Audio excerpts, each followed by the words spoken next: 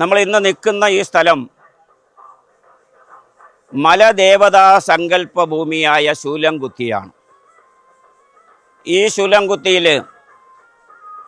ആദിവാസികൾ പണ്ട് നൂറ്റാണ്ടുകളായി അവരുടെ മലദേവതകൾക്ക് വേണ്ടിയിട്ട് നമ്മൾ പടുക്ക എന്നാണ് പറയുന്നത്. പഴവും അവിലും മലരുമൊക്കെ വെച്ചുകൊണ്ടുള്ള 108 സങ്കല്പ പൂജ, 108 പടുക്കയിട്ടുകൊണ്ടുള്ള സങ്കല്പ പൂജ.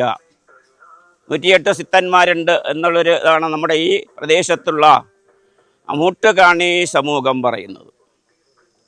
അങ്ങനെ കാളിമല തീർത്ഥാടനം നടക്കുന്ന അവസാന ദിവസം 6-ാം ദിവസം രാത്രി ഇവിടുത്തെ ഒരു 18 സെറ്റിൽമെൻറ്റിൽപ്പെട്ട മൂട്ടുകാണിമാർ വന്ന് ഈ മലയിൽ ഉണ്ടായിട്ടുള്ള ദോഷഫലങ്ങളും മാറ്റുന്നതിനും നാട്ടുകാർക്കുള്ള ദോഷഫലം മാറുന്നതിനും പരിസരത്തുള്ള എല്ലാ ദോഷങ്ങളും മാറി ക്ഷേത്രത്തിനും ക്ഷേത്രത്തിൽ വരുന്ന വിശ്വാസികൾക്കും പരിസര പ്രദേശങ്ങളിലുള്ള മുഴുവൻ ആളുകൾക്കും ഐശ്വര്യമുണ്ടാകുന്നതിലേക്ക് വേണ്ടിയിട്ടാണ് ആ മല്ലൻകാണിയുടെ നേതൃത്വത്തിൽ എല്ലാ വർഷവും 6-ാം ഉത്സവത്തിൻ്റെ അന്ന് രാത്രി 8 മണി മുതൽ നേരം വെളുക്കുന്നത് വരെയുള്ള ചാറ്റുപാട്ട്, അത് ഈ ദോഷങ്ങൾ മുഴുവനും തീർത്ത് ദേവതകൾക്ക് ഐശ്വര്യം പകരുവാനും കാളിമലയിലും പരിസരത്തും എത്തുന്ന മുഴുവൻ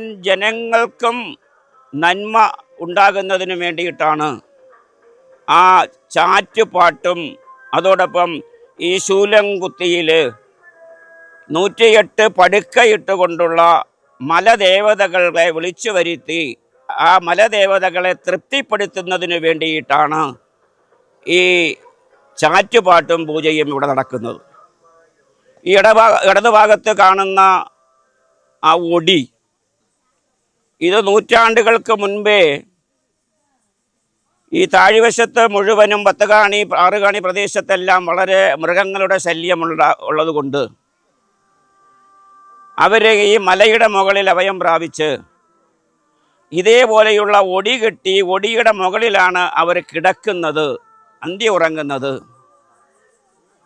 അതിന്ന് വനാന്തരങ്ങളിൽ മാത്രമേ അത്തരത്തിലുള്ള ഒടികൾ കാണാനുള്ളൂ.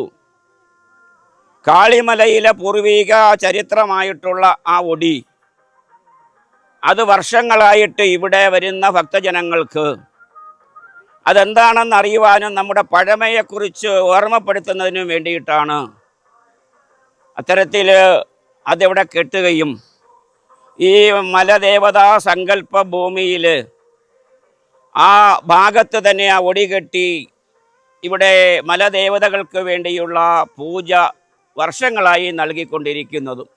അതാണ് ഈ ശൂലംകുത്തി ഇവിടുത്തെ പ്രത്യേകത.